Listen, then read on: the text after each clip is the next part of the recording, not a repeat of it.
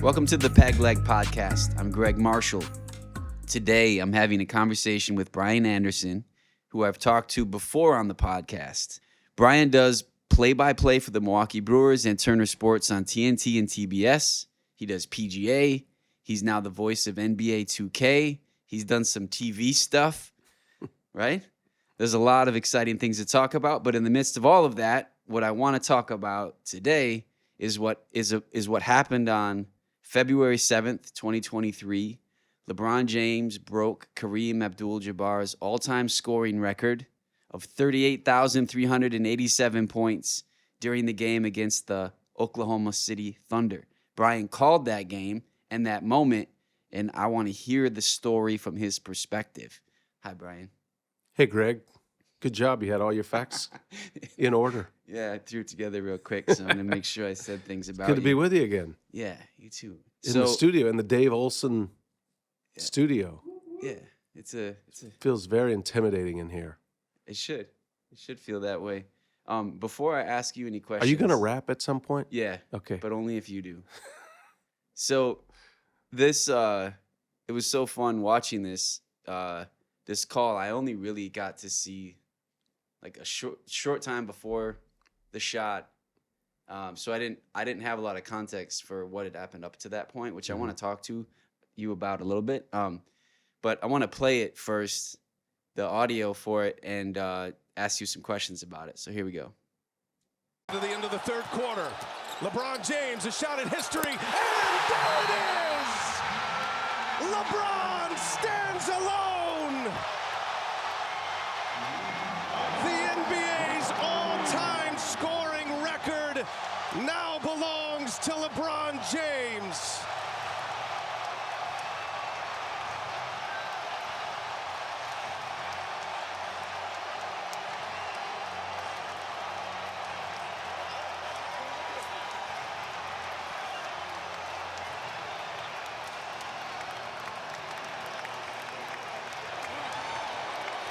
That's called a layout. Yeah, I just want people to feel that the amount of space that's there. Nothing really to add. You're still waiting. And it's not until he hugs his mom. An embrace from his mother, Gloria. Yeah. So yeah, I was so if you see, the crowd was going crazy, and I'm just waiting on the crowd to kind of simmer. Okay. But it stayed up for so long. Yeah. That was what was cool about it. I was just sitting there watching the monitor, watching the images go by. And it's always a big question of whether to when do you come back in or not, because we all have time constraints and the game's still going. They were going to stop the game for a presentation, but basically I'm just listening just like you were, waiting on the crowd to at least, if you think about it in waveforms, you're thinking about that waveform to just drop a little and then you can come back in. But it didn't for maybe 40 seconds or so. Yeah. And so when I saw finally that the crowd kind of dropped a little and then we had the image of him hugging his mom, I figured that's when I would come back in. Because a lot of people may not know that that's his mother, which is a whole story in its own. So you weren't thinking beforehand, I'm going to come back once he engages with his family. No, I didn't know they were. I didn't know they were coming on the floor like that. I didn't know what they were going to do. I knew they were going to stop the game, and I knew Kareem Abdul-Jabbar was coming out. Yeah. But other than that, it's just a free-for-all at that point. But why did you know her name? Did you study that before? Yeah. Before and for years, yeah. I've known. You've been in sports for a little while. Yeah, and you just like that. That is one of the most important things for me is the names of the families. We had been showing her throughout the game, and his wife Savannah and his two sons. So they were situated in seats around the arena. So he needed 36 points in this particular game to get the record. So you knew it was going to be late in the game somewhere. In this case, it was late third quarter. But there's a build-up to it. So that actually made it more dramatic. And as he's getting closer and closer, we're showing his family. So we're identifying these individuals as we're going. And that's how I knew her name, though. So talk about I have questions about the way that you specifically did it and why, but what was the energy like in the room at first? Oh, like who is there? What does crazy. it feel like? It's probably the most surreal setting I've ever been in sports. It just it felt like you were at the Grammys or the Academy Awards. And what's interesting, just 2 days prior, the actual Grammys were held in that same building. So it's almost like all those celebrities who are NBA fans that were at the Grammys, they just stayed almost in their own seats. They obviously had to move to put the court down, but it felt like they all just slept there at Crypto.com Arena, which is where they host the Grammys. So walking into the arena, you still have a lot of the Grammy paraphernalia out. They're still taking the stages out in the service entrance. You know, they've removed it from the arena, and now it's in a loading dock where we're walking by. So you can see the remnants of the Grammys still there on this particular day. Grammys were a Sunday. This is on a Tuesday. And then you walk into this scene, and there's Jay-Z and Bad Bunny and Adele, and it's like, wait, am I at the Grammys right now, or do they just want to see LeBron James? Celebrities everywhere. And I sat right next to Jay-Z the whole game. He was in the seat next to my table, and we're conversing throughout the game, and he's asking me about how many points and, you know, all of that. It was just very normal, just like a fan. Yeah. And I don't normally engage with like fans. But it's Jay-Z. But it's Jay-Z, so you're like, oh, sure, I'm here to serve you too. Whatever you need. You need stats? Yeah. Do you need something from the snack spot? He had a glass of wine, which I've never seen before on a courtside seat. You know, they usually come in cups. He had a literal glass with a stem and everything. So how does that impact you? You have to be so focused on the game, but the excitement is massive. There's celebrities everywhere. Do you have like a switch that you shut off all of that, or what happens inside of you? I think when you walk into a scene like that, and, you know, everywhere you look, there are celebrities and, you know, just really high-level individuals for whatever they're doing, whatever industry they're in. And you kind of know those folks. A lot of them are there at regular Lakers games. That's a scene. You know, Madison Square Garden and Crypto.com Arena where the Lakers play. Those are the two scenes. You know, you're going to see individuals like that. So, but just walking into this scene was like, man, this is even bigger. It has that feel to it. And so you knew they're there for a reason, to witness history. And so you kind of acknowledge it. And I've really, as I've progressed in my career, I've gone into the acknowledge, compartmentalize, move on strategy. 20 years ago, I would have been probably blown away and unable to speak for a while. But I've done it enough now where, you know, and through some training and through just performance experience, you're able to put it into its own little case. I used to not acknowledge it, which is not a great thing to do. It's important to Like pretend like it wasn't cool? Yeah, like I'm here and this is what I do and I'm cool and I'm cool. I'm just as cool as Jay-Z. So it's better to recognize that I'm not as cool as Jay-Z and acknowledge the moment that he's right next to me and then put it in its compartment, put it in the back seat, and then go about your job. Yeah. And so it's almost like two real key moments for me in any game I ever do, no matter the stakes. As soon as the national anthem hits, we're not on the air when the national anthem hits. So that is a moment of reflection for me. I stand there just like everybody else. I watch the singer, or in this case, the sax player, who was amazing. And then that's kind of the time. It's like you have this 90 seconds or 2 minutes for this national anthem, and then let's click it into gear. It's almost a Pavlovian response where it's like, boom, okay, home of the brave. Now we're in. Headset goes on. Now we're really in, and you're in your own little world now with your producer who's in your left ear, all the things that are happening, your partner, you're kind of locked in the pocket of the people you do this with all the time, twice a week in my case. And so really at that moment, now you're in. And then whatever happens, happens. I don't script anything out. I try not to. That's one area that I've changed quite a bit over the years, is just be trustworthy, which is a hard thing to do. You're playing without a net, but trust your vocabulary. Trust that what you're going to see, you're going to be able to turn that into words. Your brain's going to function, and you're going to be able to spit something It's out. terrifying to so many people. Oh, man. It is to me, too, just knowing, like, ooh, 2 more baskets, 6 more points, 4 more points, whatever. He's going to have the record. I really haven't thought about what I'm going to say yet. I have an idea of some things that, but like I said, stands alone. He stands alone. The reason I said that is because he literally walked to the other end of the court, if you watch the clip, and he was all by himself. And I was just thinking, like, wow, he's there all alone, this incredible moment, and everybody's watching this. All of his teammates, they're staying back. His family's not on the floor yet. Kareem Abdul-Jabbar hasn't entered the scene yet. It's just LeBron standing by himself, standing alone on the other end of the court, which I thought was a really cool moment and powerful image that our director, Andy Goldberg, cut. And that's why that came to my mind. Dang, so you didn't script that. All right, so more about that in a second. Do you consciously remind yourself how many people are watching a game? How many people were watching that moment estimated? It was, I think, 5 million. I don't know what the official numbers were, but yeah, it was.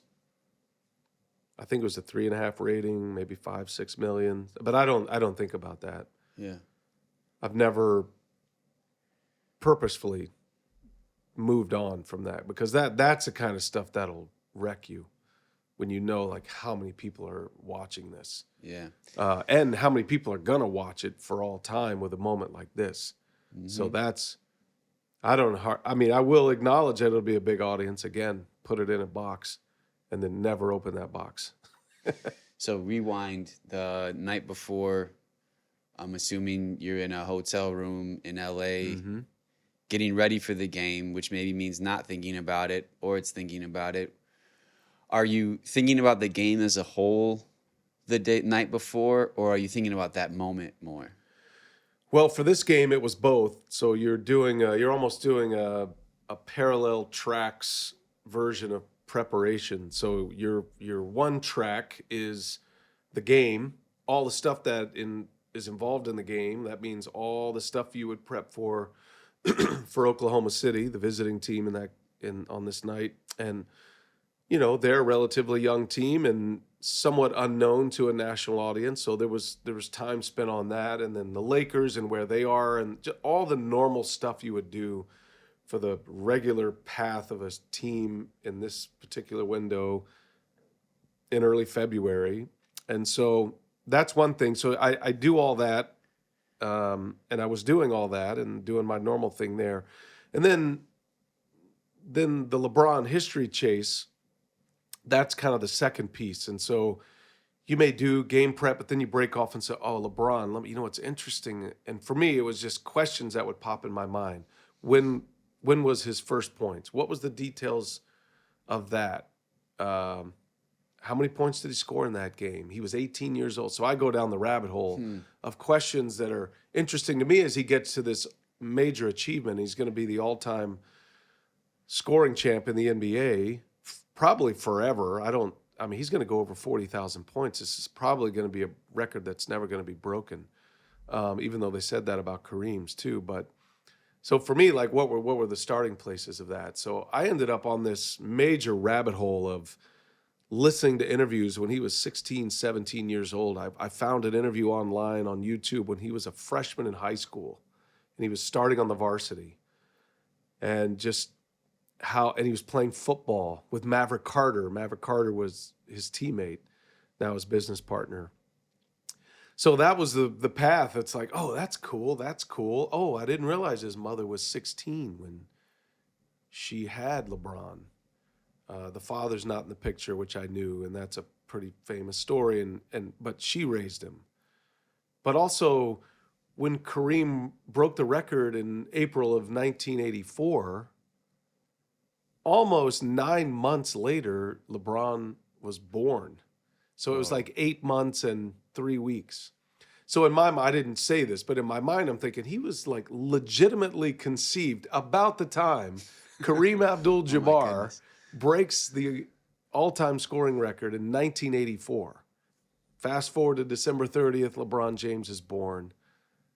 It's like, whoa, is this mystical somehow? Are we being placed in the clouds? Are we coming down from a spiritual perspective? I don't know, but Yeah, it's that's what those are the kind of things that I was chasing, the beginnings of LeBron in this history. Yeah, what's interesting to me about what you just said is your preparation was less about what am I going to say and more about what am I curious about. So your curiosity allowed you to kind of fill up the tank of stories and words, categories, and then you can trust that you pull from that as opposed to spending your time like, how am I going to say this? How am I going to say that? Yeah. Like, is that a difference that you're conscious of and that you've grown into? Or is that just, no, that's just basic. Anybody who does what I'm doing is going to treat it that way. It's a great question. I can't speak for others. I would say most people would want something somewhat scripted or at least to know. And I'm not saying I don't. Like I had an idea of areas I wanted to go. I knew so the phrase the NBA's all-time scoring record in that order is really important because it is the NBA's all-time scoring record. So if you change it, it's the scoring record all time in the NBA. It doesn't, you know what I mean? It doesn't make as much sense. So those are things like, okay, I need to make sure that's buttoned up because that's the actual record. That's the declaration of the thing that we're all here to see, the NBA's all-time scoring record. It's almost like a verse in a song that you wouldn't want to mess up and get the order wrong. So that was one thing for sure, but the other stuff was more, yeah, it's, I've always told young broadcasters, and I don't know who told me this at a very young age, but pay attention to be more interested than interesting. And so if you're interested and not trying to be interesting, which is at the crux of exactly where this would go wrong for an announcer. If I'm trying to be interesting there and I'm adding all these phrases and cliches or trying to come up with the headline, that's where it would go wrong for me because then I'm trying to be interesting. I'm putting myself into this, inserting me into this scene. So if I'm trying to be interesting, then I feel like it's all going to go bad. And I've tried that before. When I was younger, I would try to have these phrases that maybe somebody would pick up on and have a good laugh about. And it just it's felt so self-serving. So the idea of being interested, the ED as opposed to the ING, changes everything. That's the whole perspective of how. So I'm answering my own questions. What am I interested in with LeBron? Like all of this stuff. What would I be wondering? What would, and there was more phrases and thoughts and sayings as the game after the moment, as we went to break, as we came back and we showed the highlights. So there were things I was like, oh, that's cool. Maybe I'll say, like this whole bit about his nickname is the King and the crown. He's got the crown, the King, but I didn't feel like that was the right thing to say in the moment because, who knows?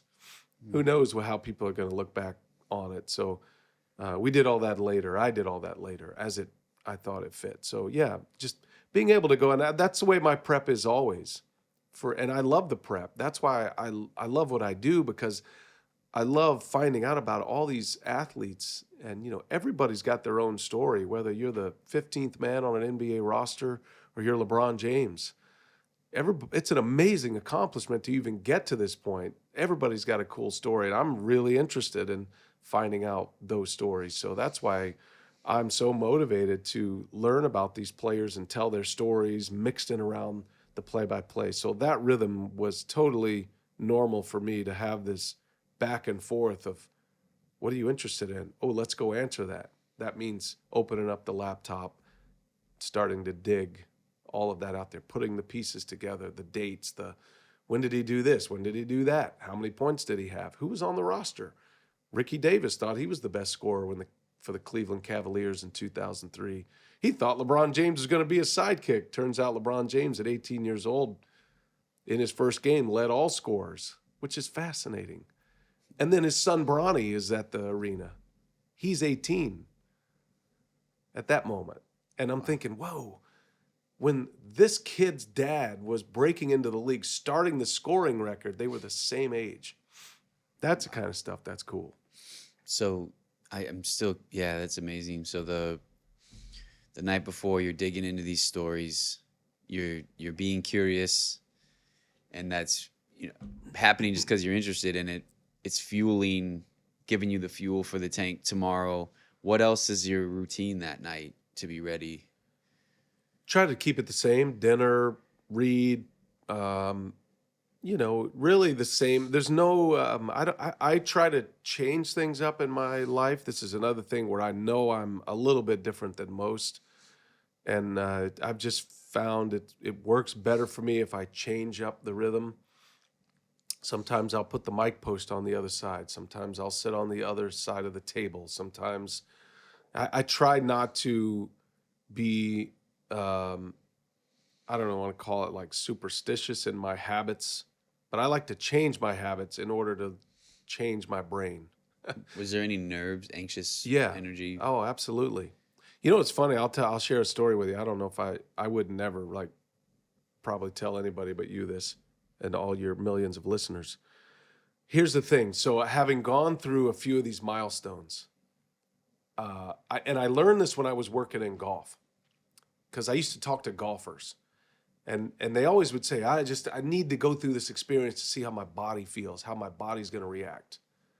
And I can remember talking to this PGA Tour player who had a chance to win the Masters once, and he came up short. And he said, I don't like the way my body responded. I got to get better at that. And I got to displace that anxiety elsewhere.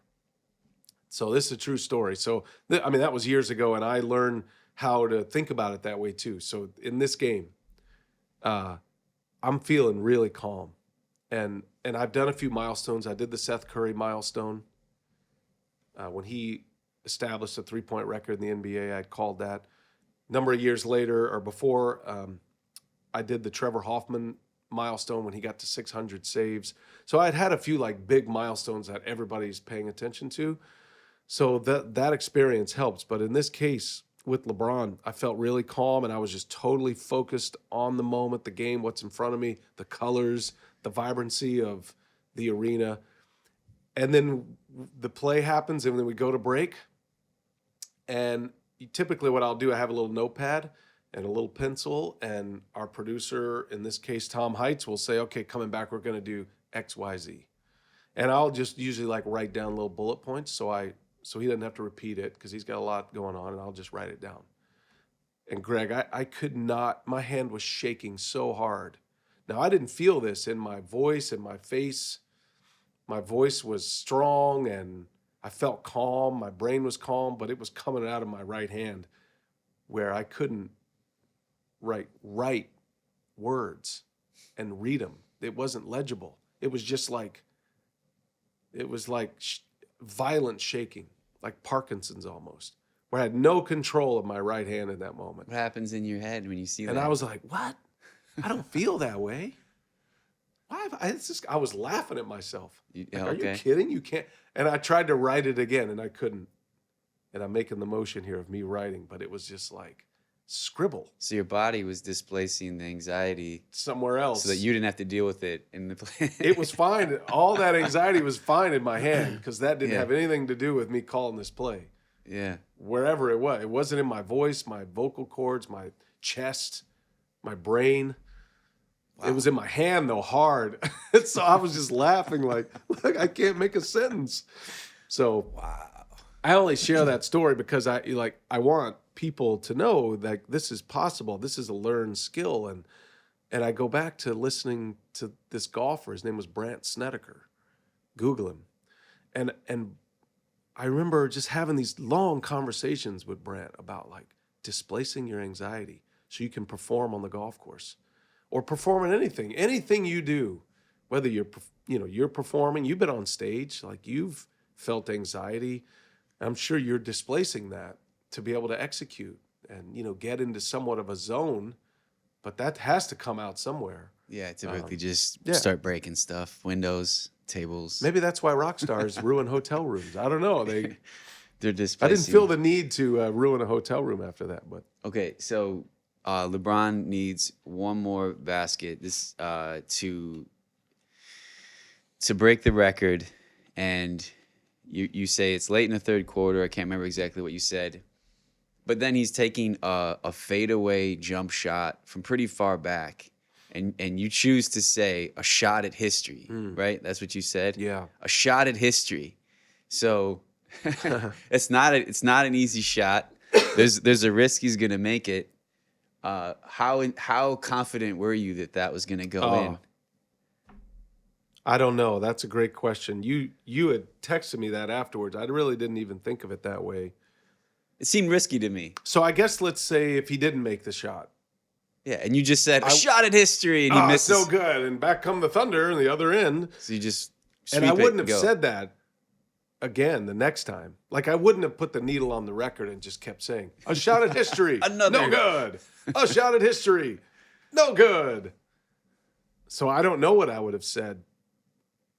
I wouldn't have said another shot at history because the one thing you do think about in moments like this is you take away all the current pieces to this because it is such a historical moment. So you don't say, here's a shot to pull them within 5. You don't do that because you don't want any of that in the now stuff because this call this clip is gonna be there forever. I mean, who knows how long? And so you don't want to have anything that makes it about that particular game. You conscious of that, or is that just muscle definitely memory? Thought about that. You strip away things you would normally say. So I'll give you an example. In a normal game, late third quarter, LeBron James turnaround jumper, I would say something to the effect of, LeBron James, tough shot, little fadeaway. It's good, and the Lakers are within 5, and there's 10 seconds to go in the third quarter. So I didn't really do all that. You strip away those things because this is a historical moment, and it doesn't require the in-the-moment context. So, yeah, that's probably why there was some silence there. But, yeah, a shot at history just felt like it. That's what it felt like, that like this is it. And when we were gone to break, prior to this window of time coming where we knew LeBron, I think he was within 6 points.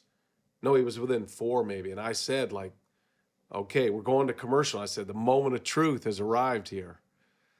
Because you could just feel it, And so I don't think, again, if I'm scripting all this out, then you're not feeling it. And I'm glad that the moment of truth did arrive. But did you have a handful of one-liners that you were picking from? No. The night before, you're like, a shot at history. No. I think I've been doing it so long, I already have a handful of one-liners, like things that I always say.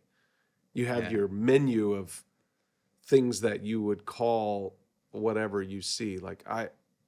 That's something I did years ago, just like, okay, what is my toolbox? Mm-hmm. How can I change this up so you don't say the same thing every time? But in watching a few of your clips and even you talking about the no-hitter in the playoffs where you it's the same thing. It's Steph Curry or a no-hitter or whatever record. You'll make this call and then you leave this space there. Why is that important? What is that? Yeah, that really that's just a stylistic protocol, I think, that I've used. The people that I admired did that. Guys like Vin Scully, Ernie Harwell, legendary baseball announcers, Keith Jackson, Al Michaels. These are people that I looked up to, and I just like that. And just to be able to step away, I think it takes a lot of restraint and some selflessness, and that's kind of what I want to be about. It's not about me. And if you just keep talking, you're robbing the viewer of that experience of just the sounds that are coming through, and we had LeBron mic that night. So, his mic was hot too. We didn't know what we were going to pick up from that. So, How do you mic an athlete? it's really cool. It's amazing technology that threads into the jersey, and we mic up players every week. And LeBron was kind enough to wear it, so we get his jersey and we thread the microphone in there. It's a tiny little microphone and a tiny little transmitter. Now we got Dave's attention, and it goes right in the back of his jersey. He never feels it. Players don't feel it at all. So that's why it feels, to be a minimalist, and we're in the service industry. I worked in the service industry before I started as an announcer, and kind of carried that model over, like, whoa, I'm in the service industry. I'm serving the audience and the player and the team and the league. And so the best way, I think, to serve in moments like that is to step away from it and just be quiet until it feels appropriate to come back in. What's it feel like knowing you're at the center of something that isn't about you? And so if you do it right, people aren't really going to notice you. But if you mess it up, everybody's angry at you. Oh. Like you're being heard by millions of people. You're in that room. Everybody sees it. And in a way, you are at the center of it, but everyone's thinking about him. I could see that as a collision of ego and being humbled at the same time. Yeah. Like, I'm a big deal, but not at all. You're you exactly are and right. you aren't. That is the ultimate tug of war. That's what I deal with. And I think people are really tuned to that in my industry. They're the ones that I respect, that I like the most, and who I've patterned myself after, because it's almost like we're referees or officials. If nobody notices us, then we've done a good job. Now, there would be a lot of broadcasters, I would say, that definitely want to get noticed, and they definitely want to put their stamp on certain things, and I'm not a fan of those kind of broadcasters. As a viewer, as a sports fan growing up, I didn't want people to insert themselves into these moments. Just even the little thing like using the phrase I, using the word I, or the phrase I saw or I think, or it doesn't matter. It doesn't matter what I think at all in that moment. So to me, that's the ultimate pull, is that, and I can almost imagine voices coming at me like, don't screw this up. Don't screw this up for me. I'm the viewer. Don't screw this up for me. I'm LeBron James. Don't screw this up for me. I'm the NBA. This is our league. This is our moment. Don't screw this up for us. Like, those are the voices I hear. So yes, if you screw that up, Oh, it's so intense. Now there are other calls that they could have used, certainly. Lakers TV, Lakers radio, Oklahoma City Thunder radio, the national radio. I mean, there are 5 other calls they could have used. Had I messed it up, they would have just attached somebody else on there. But nobody wants to screw those up. That's why it's so intense in those moments. But that's all the time. It's more intense for a historical moment like that. But everything that comes out of your mouth when you're calling a game, and I've had this same feeling even when there was 100 people listening to minor league baseball on the radio. It's like, man, I've got to serve the listener, the viewer. I got to serve the player, the team, the league. You're constantly, if you think about it from that service perspective, I think that's what changes everything and makes things better, but also it makes you more aware and hyper-focused when you're constantly thinking about, who am I serving right now? You're not serving yourself. I'm not serving Brian Anderson right now, because if I was, I'd be going, I just called LeBron James. Look at me. I called it. So that's not what I want to do at all. I want to make sure the moment hits right. Has an athlete ever come up to you after a big game and said, hey, thanks for not messing up my call? Not that. I don't Thanks think for doing a good job. They don't think about it that way. But Stephen Curry, and we had the Warriors maybe, I don't know, a couple of weeks after when he set the 3-point record in the NBA, and he came right over the table. He goes, man, you killed that. You gave me goosebumps or something like that. He goes, I love to hear. I love the way you did that. He's not thinking all the mechanics that I am, but he's like, oh, when I watched it, I watched myself, and then I heard that made me feel good. Yeah. So that's basically what he means. Let's listen to that.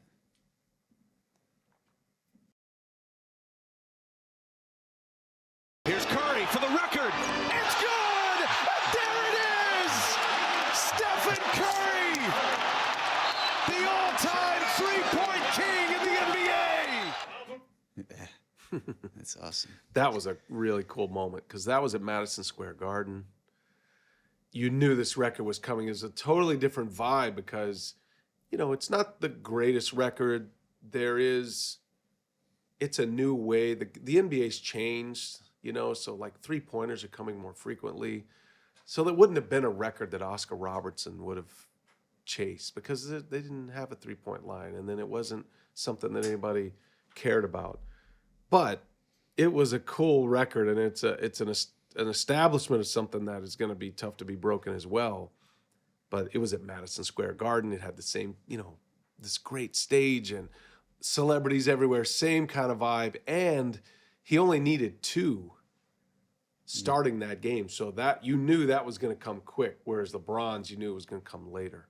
So I can remember having these conversations of, hey, we all got to dial it up fast and right away, boom, he made a 3, and then he was tied, and then almost right away he made the second one, which was the record-setting one. After you experience something like that, who do you want to talk to about it? Who do you want to process it with, share it with? Who do you want to hear from? Yeah, that's a great question. Family, obviously. My wife, daughter. Something about my dad, too. Like, when my dad checks in, because he was such a fan of just broadcasting, like, he always had games on the radio. He was the guy, we would be scratching through the radio, this is before the digital age, and finding games somewhere that we could find across the dial. He would find that sweet spot where you'd pick up the signal. And so, I don't know, I think when he responds, and my mom too, my brother, those are the people that matter most. But when you do a game like this or a call like this, and I've been on the other side so many times, Kevin Burkhardt just called his first Super Bowl, and I texted him right away, like, man, you killed that. Like, you did an amazing job. And he responds right away. And I think, like, hearing from the people that are in the business that you respect, that really matters too.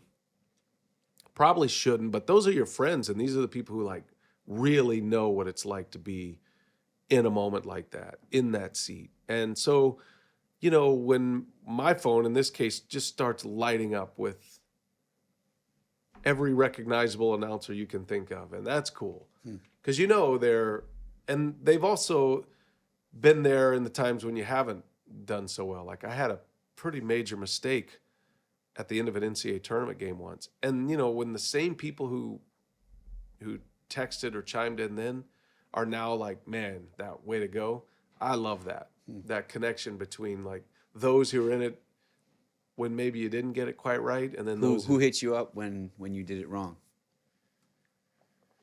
I actually have a list. I kept all of them. And sometimes I'll go back and look at it. I don't know if they would want me to share it, but I'll, Mike Tirico, Mike Breen, Kevin Harlan, Ian Eagle, Dan Schulman, Scott Van Pelt, Greg Gumbel, Michael Kay, Andrew Catalan, Corey Provis, Chip Carey, David Aldridge, Jason Benetti, Dave Pash. So I guess there's a longer list, but I actually kept on my notes what they said. And that actually, it was an NCAA tournament game, and it wasn't horrible, but it was a shot that was for the win, that was for the tie, and I called it for the win. And then he made the shot, and it was actually for the tie, and it went to overtime. And it was an Elite Eight game. It was a massive audience. And, I corrected it immediately, but it was like, crazy scramble play. And I was devastated just because those are the ones you want to nail. And we had such a great broadcast, and kind of broadcast you're like, dang, we could win an Emmy for this. It's a great game. It's a great broadcast. And I didn't quite like nail that ending. Again, not horrible, but at my level, you want to always hit those notes. But I'll tell you, man, I'm so glad I went through that because the people that responded and the things that they said, I didn't know. It's like the things you would hear at a funeral, and I got to hear those things without having to die. So it was actually uplifting in a lot of ways. And then just to be able to like talk to Al Michaels about it. He's like, nah, don't worry about that. I made a mistake doing this. And he starts listing all, because we all remember our mistakes. And then every big time broadcaster I would talk to after that, oh, I remember when I did this and I had this and I had that. It's like, wow, okay. We strive for perfection in this industry. And just to hear, I didn't know a lot of these stories either, especially from the older guys, the Bob Costases and the Al Michaels. And they're like, yeah, well, I remember when I made a mistake when I was this and I was on NBC and I didn't remember that. And that's kind of a good point too, that people don't remember that. And so I love the just the idea that the people who were there when you sucked were also there when you nailed one. I love that. Those are the people that I care about. So what's next for Brian Anderson? And I mean that in terms of what's coming up that you're excited about, but also what are moments that you would consider like, I'm not that you have a bucket list per se, but other records, other types of games. What is for sure coming, and what do you think would be cool to do someday? Well, I think the only bigger record than the NBA scoring record is probably, and NBA fans may disagree with this, but as I see it, the Major League Baseball career home run record is the holy grail of records. Barry Bonds broke Hank Aaron's record. Nobody's even close to that. I mean, that's never going to be broken, I don't think. Not in my lifetime. No one's even on a path to even pursue that. So as far as records go, I don't think there's anything bigger than what I just did, than that record, the LeBron scoring record. There will be records broken and milestones, and I've been really lucky to be a part of a number of those. I thought Trevor Hoffman's saves record at that time was going to be the greatest thing I'd ever call, like as far as a milestone goes. He got to 600 saves, the unthinkable number. Just a couple of years later, that Mariano Rivera passed that and ends up owning the record. But at that time, and then it was in Milwaukee. I mean, what are the odds? I'd say, this is great. This is amazing that I'm here. And then to be the odds that I would even be in the wheel, because we're national TV. We don't do all the games of these teams. So the odds that my turn in the order came up when Curry broke the record at Madison Square Garden on a Tuesday night. And then my turn comes up again on a Tuesday night in Los Angeles. So that's set long before. Yeah, set long before. If LeBron didn't set the record on this particular Tuesday, Kevin Harlan and Reggie Miller were calling the game Thursday on TNT. So their next game. So, I think we're all playing this like record roulette basically to see where it's going to fall. And then, it's an incredible good fortune for me to be in that seat in those moments. So what's next? I have no idea. Like, that's the beautiful thing about sports, is that you could have an incredible moment. I was not expecting Roy Halladay to throw a no-hitter in the playoffs in 2010. I was actually mad I got switched onto that series. I was supposed to do the Braves and the Giants that year. And about 3 days before, they switched us onto the Reds and the Phillies. And I can remember being like upset about that, because I had done all this preparation for the Braves and the Giants. And then they flipped it on us. And I think it was Chip Carey who they sent to the Braves Giants, and they put me on Reds Phillies. And I was even mad about that. Like, why would they switch? I've done all this work. And then he throws a no-hitter, and it's like, oh, wow. What a draw that was. And so, those are the kind of things that you're always ready for. You never know what you're going to see. That's a beautiful thing about sports, and to be the soundtrack of it is an honor to be at this level where actually people care about it. I've called a bunch of milestones, even in the minor leagues, but not that many people cared about it. I called Tyrone Horn hitting 4 home runs in a game, but nobody really knew or cared about it because it was Double-A. But it was important to that player. And so you give it the same kind of all, and you give it the same kind of recognition. But yeah, when millions of people are on top of it, that's when the gears change a little bit. The NBA All-Star Game is next, and that's a cool thing for me to be a part of. So it'll be my first NBA All-Star Game. I've done all the events of All-Star Weekend. So I started at a couple of the rookie-sophomore games, which used to be on a Friday, and then the All-Star Saturday night, which is a slam dunk, 3-point skills competition, which I did last year. So this will be like the trifecta of I haven't done the celebrity game. I guess that's on a different network. But the things that we do at TNT, that'll be the trifecta. And so that'll be a great experience. I can't wait to do that. It's totally different than a regular game. So it'll be my first. I'm working with Candace Parker, who's going to make history. She's going to be the first woman to ever be the lead analyst on an All-Star game, any All-Star game in men's sports. Nice. So she's the headline grabber for this game, which I'm very happy about. I love Candace, and she's phenomenal at her job. And Reggie Miller will be with us, and Dennis Scott will be on the sideline. And then, we're going to interview the players, and we're going to have all kind of stuff going on during the game. It'll be a totally immersive experience. And really what happens until the fourth quarter, what happens inside the game doesn't really matter. So it's more of you're like a point guard spinning plates, trying to make sure everybody's setting other people served, up and making sure you get the promos in, Greg. It's really important. Get the promos in. Will you look at Twitter to see how people feel about you being the? No way. Are you kidding me? You can any question that starts with "Will you look at Twitter?" is immediate no. No, I won't. Immediate I no. won't. Well, but you look at Twitter and you let me know. I'll tell you. Make sure you only filter the good that ones. through. Twitter is a real evil place at times. Yeah, it's pretty messed evil up. People are on Twitter, and they definitely say like things to try to rattle you up. Yeah. That day's long gone. Yeah, one of my favorite things that you just said, and I'll end with this.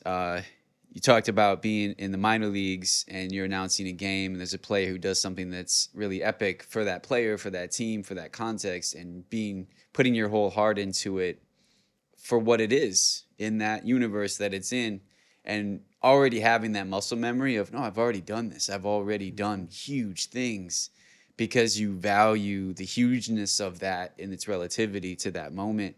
And I think that speaks to one of my favorite things about you is the ability to be the person that you are when nobody's watching. And there's a sense of you're calling this game, and yes, people are critiquing what you're saying, but the crew that's around you knows that you value them. The players, they know that you value them. The players' families or friends know that you value them. Anybody who comes in the booth, you value them. And so I just think there's a depth to a satisfaction to watching you make a call like this one with LeBron, because I know that the heart behind that and the practice behind that and this quality of it is something you can trace back to the way that you actually choose to spend your time when nobody's watching. And I think people know that about you, but it's fun to say it to the 94 people that'll listen to this. I appreciate that, Greg. That means more than all the other stuff. And that's what I try to express to young announcers, is just take you out of it. Serve people. Do your job well and work hard to do your job well, but just serve people, and you'll be shocked at where it'll get you. And don't always try to put yourself in the middle of the spotlight or in the middle of the story. And that's really, I didn't always know that. So I learned that a few years into this business and in my life, and that's really the most important thing, no matter what line of work you're in. Thanks for listening to the PegLeg Podcast. Peace.